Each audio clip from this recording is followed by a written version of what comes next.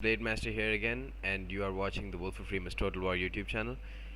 I've got another episode of the multiplayer tutorial. The point of this video is how to deal with scare builds.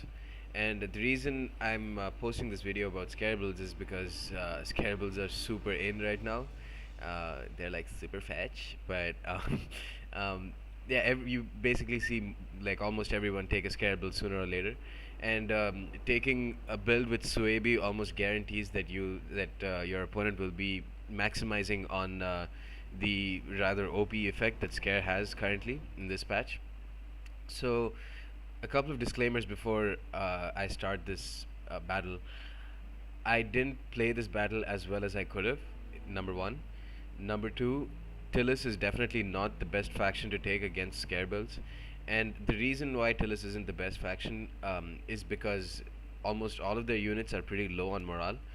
You have Thracian warriors who are the mainstay of Tillis infantry army, and their base morale, while their attack is incredible, their base morale is very low. Is very low. Gallo-Thracian infantry have 50 morale, but that's okay. You want someone with like at least 55 to 60 morale. And Oathsworn are good. Oathsworn are very good for this. And then I've got raiding horsemen with 45 and some more Thracian warriors and stuff like that. So if I had to calculate an average of the morale that my army has, it would be somewhere around 40 to 45, which isn't great at all for dealing with the scare build. Now, well, okay. So let me just go over my build really quickly. I've got one Celtic warrior up front. I've got one Thracian warrior on my left, one Thracian warrior on my right, and then I've got four Gallo-Thracian infantry, and then finally I've got one Oathsworn in the middle of my infantry corps.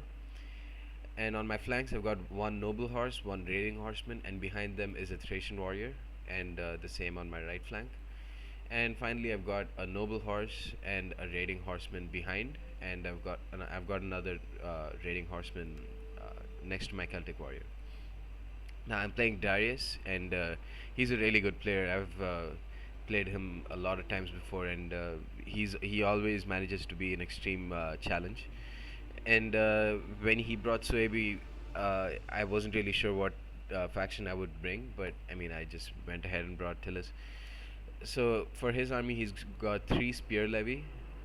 These guys obviously don't have any fear effect in them, but he's got four berserkers who they're incredibly powerful units, and they've got the scare effect on everybody. And then he's got four wolf warriors. No, he's got three wolf warriors, and finally he's got one noble swords, or the sword masters.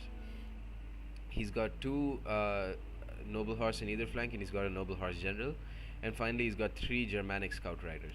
So it's not the absolute greatest Suebi army that you can build.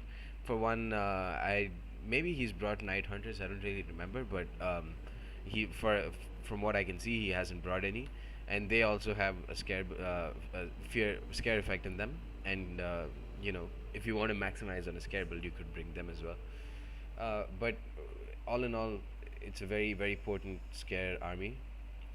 Mainly the only reason that he could expect to win is by causing a chain rout.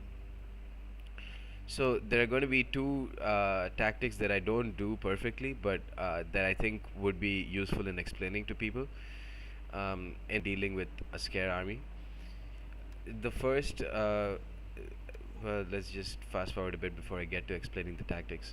So Darius tries to envelop me with his right flank, moving his units in a pretty thin formation. And this could be useful because once you get a flank or a rear charge, that includes a morale shock, and couple that with your wolf warriors and berserkers, and then it could just that much easier cause a chain rout. So one thing to note is wolf warriors scare effects and berserkers scare effects don't stack up. So it's just as effective as using one or two. But the reason why using a lot of wolf warriors and a lot of berserkers is very very useful is because while they don't stack up, it's not about the depth, but it's about the breadth of scare units. So each of them has a radius, berserkers and wolf warriors. So well, let me just pause this. So when when you have a fear effect just in this area versus a fear effect in this entire area, it makes a massive difference because all of my units would be scared versus only one of my units, and that could just cause a chain rout much easier.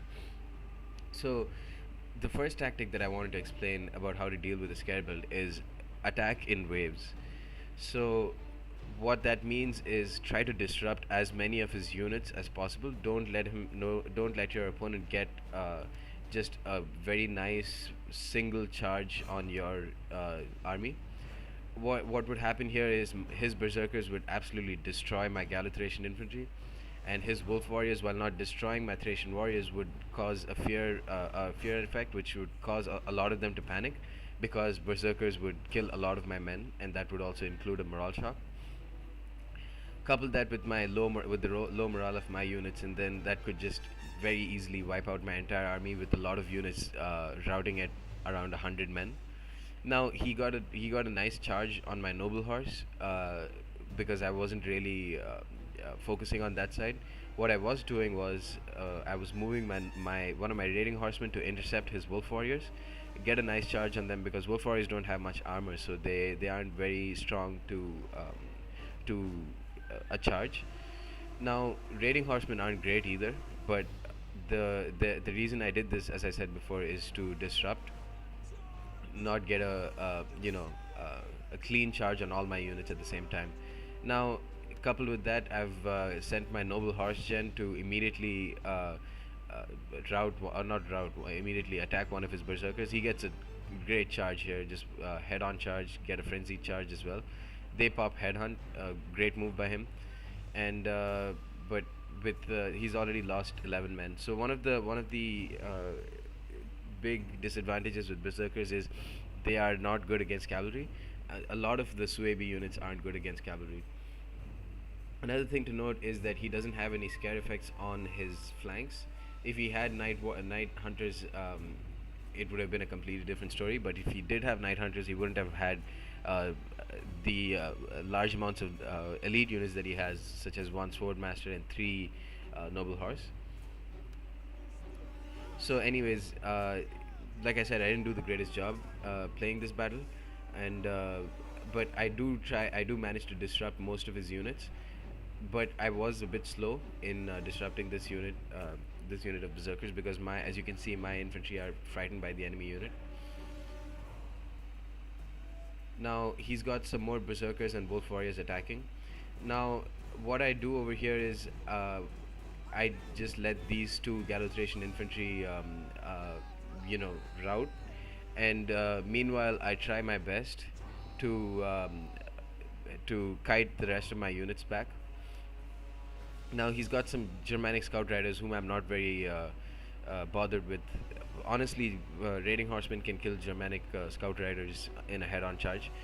I don't use melee mode on them right now because, as you can see, 2 minutes and it's already mass panic has been set in. So I'm more interested in keeping my main line protected at this moment. So I do manage to eventually kite back some of my units. If all of them suffered the same number of casualties at one time, then this game would have been over a lot quicker. But as you can see, one of my Gallo Thracian infantry just got absolutely hammered by this berserker. The other one routed after taking a lot of casualties. But meanwhile, I managed to mop up the flanks, at least on my right side, and I get one of my noble horse to charge his wolf warriors. Thracian warriors are doing a really good job on his wolf warriors, but the reason why uh, they haven't routed so far is because I disrupted some of his units here, so I was left only with one unit of wolf warriors to deal with over here. So just one unit of wolf warriors wouldn't pose a major threat, but a lot of wolf warriors and berserkers attacking at the same time is not good for you. Now I managed to intercept his noble riders while they were attacking my noble horse. He took a lot of casualties, my general, but he did inflict a bunch of casualties on my opponent's berserkers. Managed to intercept him with one of my Gallo Thracian infantry and bog him down with one of my Oathsworn. Meanwhile, one of my Thracian warriors is attacking his Germanic scout riders and doing a really good job at it. He gets a nice rear charge on one of my Gallo Thracian infantry, who are suffering pretty badly against his sword masters. But one of my Thracian warriors is doing really well on the flanks, getting good kills on his noble riders and his spear levy. So, like I said, the first tactic to use against a sphere build in general is to attack them in waves. And as you can see over here, his army is pretty spread out. He's got a couple of berserkers here who are out of control, so they're away from the fight. He's got two berserkers here, but one of them is half strength. He's got some Germanic scout riders who are pretty occupied, so they won't be able to rear charge my enemy or my army. He's got one wolf warrior here, so usually their fear radius is something like this. And while it's pretty, the thing is, they're not close enough to reinforce each other by doing a rear charge or getting head-on charges and killing a lot of my units and enabling the scare effect to be at its most potent.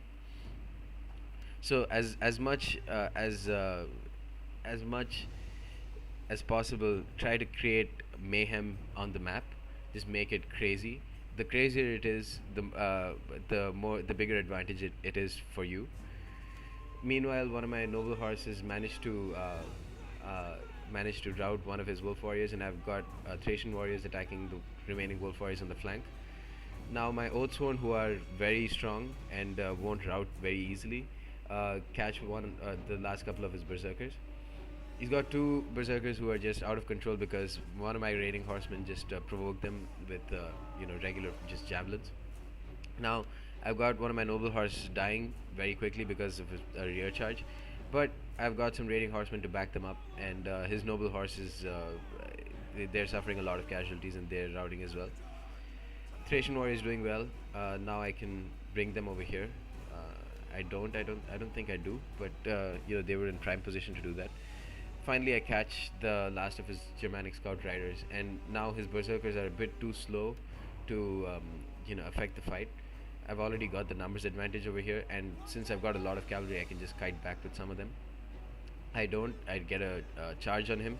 As I said, berserkers are very susceptible to the charge.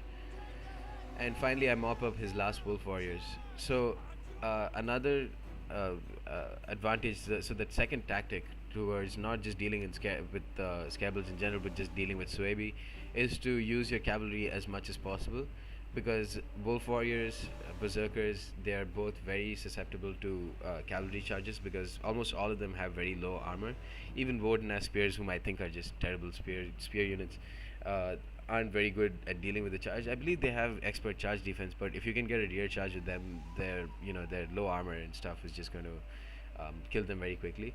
They are very susceptible to archer fire as well, but it's just harder to kite back with archers. So probably horse archers would maybe be the most effective way to deal with them. But yeah, the two tactics, just going over them again, is attack in waves. Don't be afraid to kite back. And the second and this is just dealing with Suebi, is to use your cavalry to your best advantage, and just make sure that there is as much mayhem and your units are as spread apart and his units are as spread apart as possible. Anyways, guys, hope this was useful and explained a bit on how to deal with fear builds. This isn't the most perfect. First of all, this is, as I said, this isn't the perfect army to counter a fear build. And if he was taking a fear build with Egypt or something, then it would have been a completely different story. But in any case, I hope you guys enjoyed it and you learned something from it. And I'll see you guys next time. Bye.